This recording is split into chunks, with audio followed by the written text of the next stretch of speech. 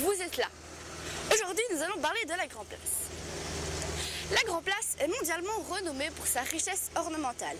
Elle est bordée par les maisons des corporations qui se trouvent derrière moi, l'hôtel de ville qui se trouve à ma gauche et la maison du roi qui se trouve devant moi, d'où son nom en néerlandais Broodhuis. Elle est considérée comme l'une des plus belles places au monde et ce n'est pas moi qui le dis, mais le célèbre écrivain français Victor Hugo qui séjourna ici même au numéro 16 et 27 de la Grand Place en 1852. En 1998, la Grand Place est inscrite sur la liste du patrimoine de l'UNESCO. La Grand Place est un lieu historique qui a vu se dérouler de nombreux événements heureux ou tragiques. C'est le 5 juin 1568 que sont décapités ici même les comtes d'Egmont et Horn pour avoir défié l'occupant espagnol. En août 1695, les troupes françaises commandées par le maréchal de Villeroy bombardent Bruxelles avec des boulets incendiés. Bruxelles s'enflamme et c'est entre 4 à 5 000 bâtiments qui sont détruits.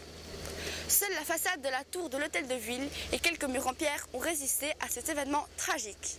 C'est au XIe siècle que s'installa un marché en plein air sur une terre marécageuse.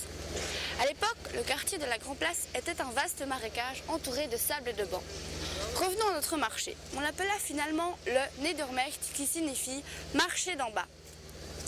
Après le bombardement et l'incendie de 1695, la Grand Place est reconstruite en quelques années encore plus belle qu'avant. Elle aura à subir d'importantes dégradations. À la fin du XVIIIe siècle, les sans-culottes détruisent une bonne partie des symboles et statues de l'Ancien Régime.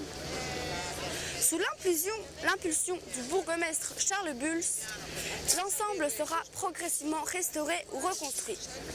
En 860, la fontaine des comtes d'Egmont et Horn est irriguée devant la maison du roi. Elle sera déplacée quelques années plus tard vers le Sablon.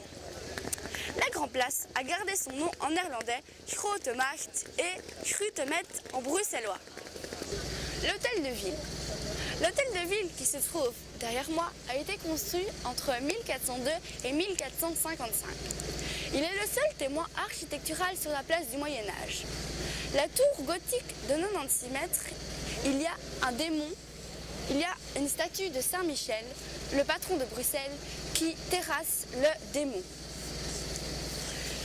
La tour qui se trouve au centre n'est pas vraiment au centre. Comme vous pouvez le constater, nous voyons que la partie de gauche est plus grande que celle de droite. Quand l'architecte a vu cette faute, la légende dit qu'il s'est suicidé en sautant du haut de la tour. Les maisons des corporations. La maison numéro 1 qui se trouve derrière moi est la maison du roi. Au-dessus de celle-ci s'y trouve une statue de Saint-Aubert et Charles II, roi des Espagnes. Un peu plus loin, nous avons la maison numéro 6 qui est le cornet maison de la corporation des bateliers. Au-dessus de la maison, vous pouvez voir que cela ressemble à l'arrière d'un bateau.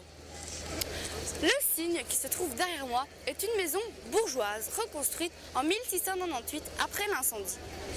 À côté de celle-ci s'y trouve l'Arbre d'Or, maison de la corporation des brasseurs qui aujourd'hui abrite le musée de la brasserie. La maison du roi était au XIIe siècle un bâtiment en bois où l'on vendait le pain, d'où son nom en néerlandais Broodhuis qui signifie la maison du pain. Le bâtiment a été remplacé au XVe siècle par un bâtiment en pierre qui accueillait les services administratifs du duc de Brabant.